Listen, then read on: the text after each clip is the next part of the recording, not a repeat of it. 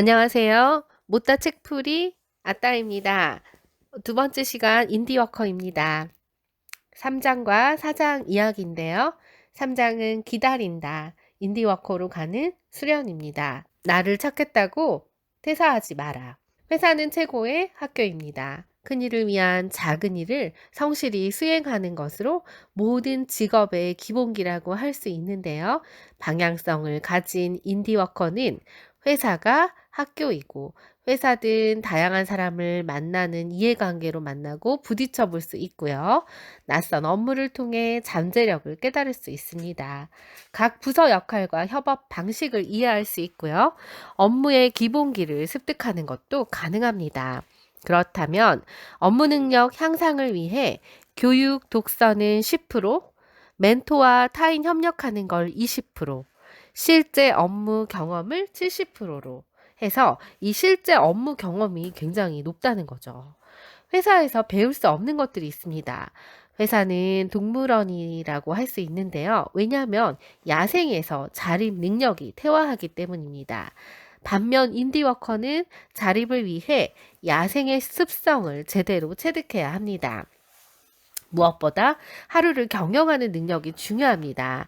무한대의 자유시간은 재앙이 될 수 있고 또 일을 미뤄서 늘어짐이 발생할 수 있죠. 그렇기 때문에 가장 우선순위로 이 시간 관리 훈련이 중요하다고 할 수 있습니다.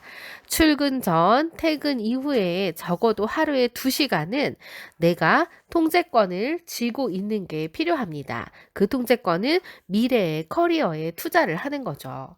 그리고 두 번째는 차별화인데요. 이 전문성과 차별성이 더해져야 나만의 직업을 창조할 수 있다는 것입니다.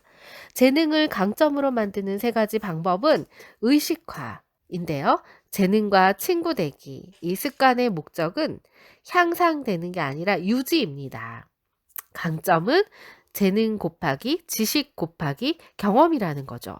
중요한 건 덧셈이 아니라 이 곱하기 곱셈입니다. 학습 재능에 날개 다는 거. 이 재능과 잘 맞는 교육은 효과가 큽니다. 따라서 내재화시키고 의식화할 필요가 있는데요. 적절한 내용, 적절한 도구, 적절한 방식이 필요합니다. 이것은 사람마다 다르겠죠. 3번째는 심층 연습, 강점에 이르는 확실한 길은요. 진지하게 집중하며 한계에 계속 부딪히며 실력을 개선하는 훈련법입니다. 필살기는 가장 잘하는 죽여주는 기술은 차별적이고 전문성이 있는 것입니다. 지금 하는 일의 필살기가 가장 확실한 기반.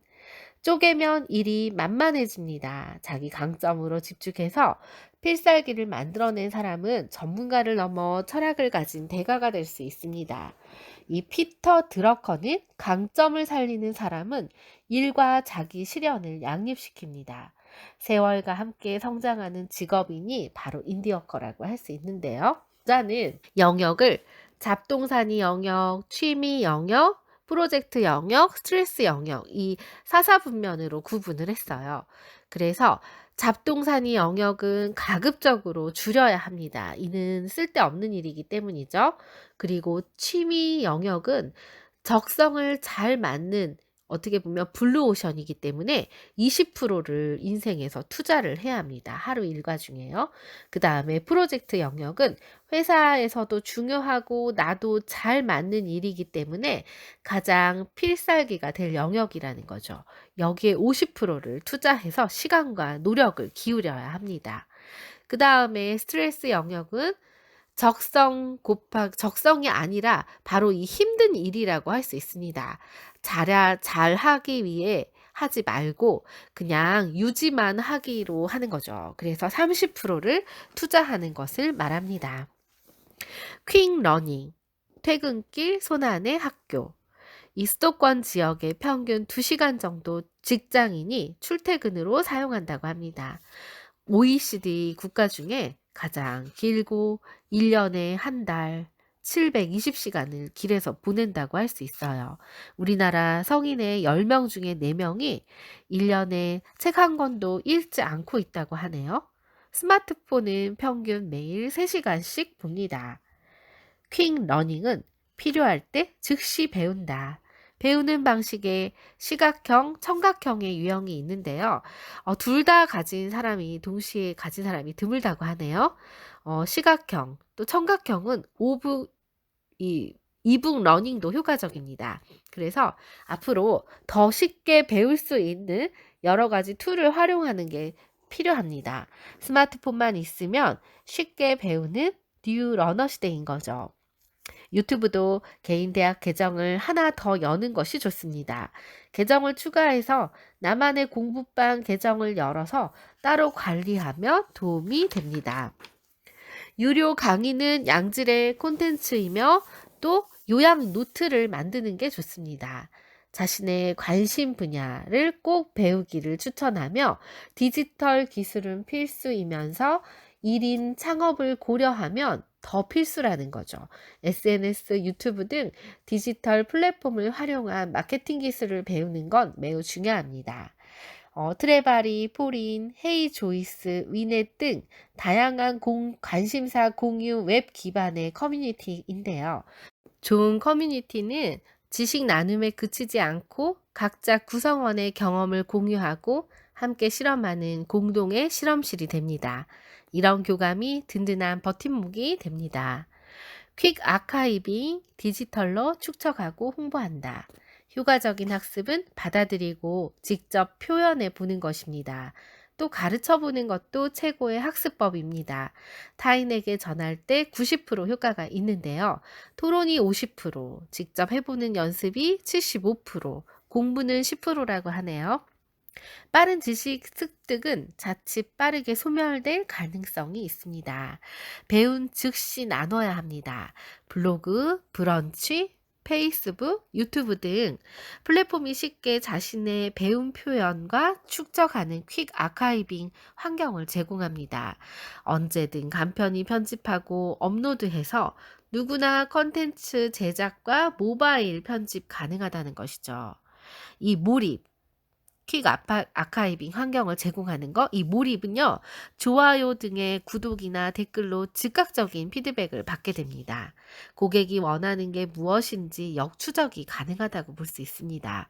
따라서 고객의 반응에 따라 피보팅 해 가는 게 중요한데요. 깊이 지식을 파고드는 것보다 중요한 게 최신의 지식과 기술을 다양하게 조합해서 이 해결책을 도출하는 게 현대의 전문성이라고 볼 수 있습니다. 따라서 통합형 학습이 필요한데요. 슬로우, 퀵, 스텝 밟듯이 하는 게 중요합니다. 그렇다면 이직을 어떻게 해야 할까요? 10명 중에 7명은 설문조사에 따르니까 악착같이 버틴다 였습니다. 이직의 최적의 타이밍은 회사를 적을 두고 이직을 준비를 하는 거죠. 절대로 사표부터 던지면 안 됩니다. 동료에게 말해도 득보다 실이 큽니다. 마음이 조급해지니 입사 후 10년 이하일 때가 일반적인 적기라고 할 수 있습니다. 꿈의 직장이라고 해도 업무 과로가 많지는 않나 조직 문화도 알아봐야 되는데 이 업무에 기본기가 있으면 쉽게 적응하기 때문에 그렇습니다. 성공적인 이직을 하려면 내세울 수 있는 성과가 담긴 이력서와 평판, 이직 동기에 대한 명확한 생각이 중요합니다. 창직은 내가 직업이다. 인데요. 어떻게 나다운 직업을 창조하고 진화해 나갈 것인가 입니다. 이 조선 최고의 정원 담양에 소세원이라는 곳이 있어요. 이곳에 선조들의 지혜가 숨어 있는데 연못이 2개가 있는데 이 2개가 서로 이어져서 물을 양쪽에서 대주고 있으니 어느 한쪽도 마르는 일이 없다고 합니다. 이 2개 분야를 연결해서 하나는 전문 분야이고 다른 하나는 차별 분야라는 거죠. 직업적으로 성공하는 가장 기본적인 전략은 한 분야를 깊게 들이파는 것입니다. 깊게 파야 제대로 된 우물을 얻을 수 있으니까요. 그러나 한 가지 분야로 지금은 살아남기가 어렵습니다.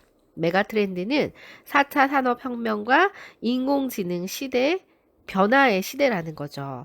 이 독보성과 차별성이 중요합니다. 두 가지가 더해져야지 가능하고요. 결합이 될 때 전문성은 심화되고 또 마르지 않는 우물이 됩니다. 소프트뱅크 창업의 손정희는 대학 때부터 10년간 매일 아침 상자에다가 2개의 단어 카드를 뽑았다고 그래요. 이걸 결합해서 아이디어 노트를 적어 나갔다고 합니다. 전문적인 분야와 차별적인 분야, 이 차별적 전문성인데요. 이들은 익숙한 걸 새롭게 또 낯선 걸 익숙하게 표현합니다. 2개 분야가 서로에게 아이디어와 자극을 계속 제공해 주기 때문이죠. 다양한 시도를 거듭하면 두 분야는 절묘하게 종합할 수 있는 아이디어가 나올 것입니다. 오티움, 번아웃은 소진 증후군인데요. 이거에 대한 대처법은 멈추라는 신호입니다. 그러니까 회복성 브레이크인데요. 처칠은 짧은 낮잠으로, 틱나한 스님은 산책으로, 이 걷다 보면 상쾌해지고 특히 효과적이라고 합니다. 우리는 휴대폰을 끄고 홀로 걸을 필요가 있습니다. 에너지 회복 방법을 미리 익혀두는 게 좋은데, 예를 들면 악기, 그림, 음악 연주 등 이런 좋아하는 거를 하는 거고요. 또 능동적이고 창조적인 재창조 휴식이라고 볼 수 있습니다. 오티움은 시간이 많아서 돈 많은 사람들이 누리는 사치가 아니라는 거죠. 가장 나다운 모습으로 사는 시간입니다. 스스로 충만하게 하는 활동, 공부도 역시 학습에 즐거움을 주죠. 헤르만 헤세는 회화를 또 헬리소로는 산책을 4시간씩 매일 걸으며 휴대용 망원경과 노트와 연필을 들고 동물과 식물들 또 광물을 살펴봤다고 합니다. 찰스 레즈니코프 이 시집기를 했다고 하는데요. 70세 때 세상에 알려져서 사후 객관주의 시인으로 명성을 얻은 사람이래요. 이 찰스 레즈니코프는 생활이 어려워서 생활비 벌기에 너무 급급했는데 그럼에도 불구하고 항상 일상 안에서 시집기를 필수적으로 했다고 합니다. 진정한 워라벨은 일과 생활의 교집합입니다.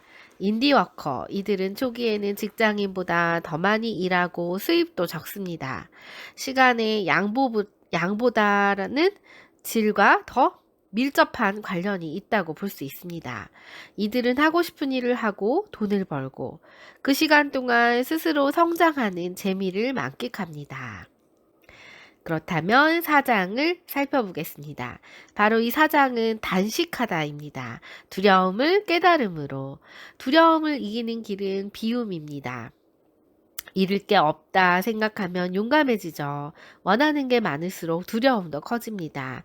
인디워커에게 비우고 놓아버리는 단식의 지혜가 필요한 까닭입니다. 취미가 일이고 일이 곧 취미. 자기 창조 욕구가 본인이 원하는 삶으로 갑니다. 두려움과 욕망은 일환성 쌍둥이라는 거죠. 먹고 사는 게 너무 늦은 거 아닌가? 이 관계가 단절되면 어떡하나? 내가 과연 할 수 있을까?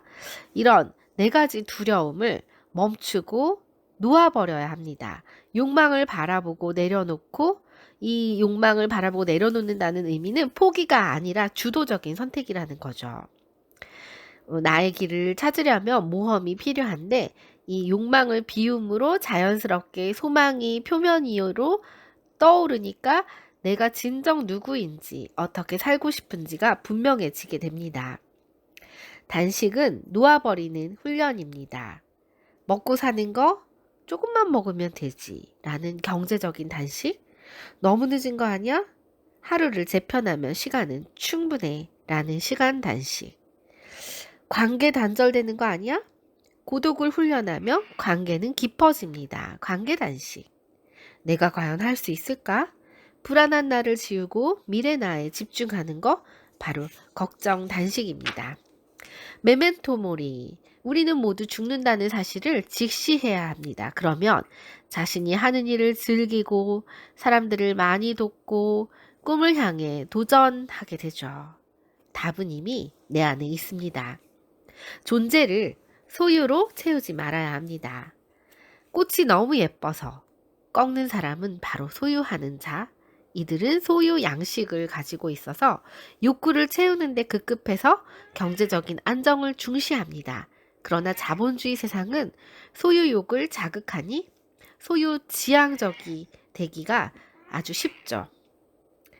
꽃이 너무 예뻐서 꺾는 게 아니라 기뻐하는 사람은 존재를 즐기는 자입니다. 이들은 존재 양식인데요. 이는 에리 프롬의 소유냐 존재냐 중에서인데요. 중요한 건 소유가 아닌 존재로 가야 행복할 수 있습니다. 메슬로의 욕구 단계를 많은 분들이 이해하실 텐데요. 여기에는 생존의 욕구가 채워져야 안전으로 가고, 이 안전의 욕구가 채워져야 소속의 욕구, 그 상위는 존경의 욕구, 그 상위는 자아실현의 욕구로 먹고 살아야 일단 그 다음이 자아실현을 갈구하게 된다라는 이론인데요. 하지만 메슬로는 세상을 떠나기 전에 이 삼각형의 피라미드를 거꾸로 뒤집으라고 이야기를 합니다. 자아실현의 욕구가 인간의 가장 기본적이고 중요한 동기라는 걸 알게 되면서 욕구 초월이 중요하다라고 이야기를 했습니다. 돈과 존재감의 소유. 소유가 나인 사람은 고정 마인드셋을 가진 사람이고 자존감이 낮을수록 그렇습니다. 더 소유에 집착하는데요. 인디워커는 소유가 아니라 존재에 초점을 맞춥니다. 진짜 원하는 건 돈이 아니라 돈 넘어 존재감이고 이 행복, 바로 이 행복이 자기다운 일이라는 거죠. 진짜 가난은 돈 없는 게 아니라 돈 때문에 행복을 포기하는 것입니다. 여행객의 배낭 무게는 바로 이 두려움의 무게라고 볼 수 있는데, 능숙한 여행자는 덧셈 사고가 아니라 뺄셈 사고로 짐을 최소화한다고 합니다. 짐이 적어야 자유롭게 다닐 수 있기 때문인데요. 인디워커는 소유의 짐이 적을수록 자유롭습니다. 남과 비교하지 않고요. 경험의 본질에 집중합니다. 경험은 본질을 집중하게 하는데 예를 들어 여행은 휴식이고 이 휴식은 보상이라는 거죠. 필요한 것과 갖고 싶은 것을 인디워커는 구분합니다. 필요해서 원하는지 아니면 정말 좋아해서 사는지, 바로 이 소비를 줄이는 것, 불필요한 소비를 절제하는 데서 출발합니다. 하루는 22시간이다? 너무 늦은 거 아닐까? 아니요. 학습은 시간이 아닌 우선순위의 문제라고 하니 이렇게 하루를 22시간으로 살라고 합니다. 늦은 때는 없습니다. 다만 나이에 따라 학습 비중이 달라져야 됩니다.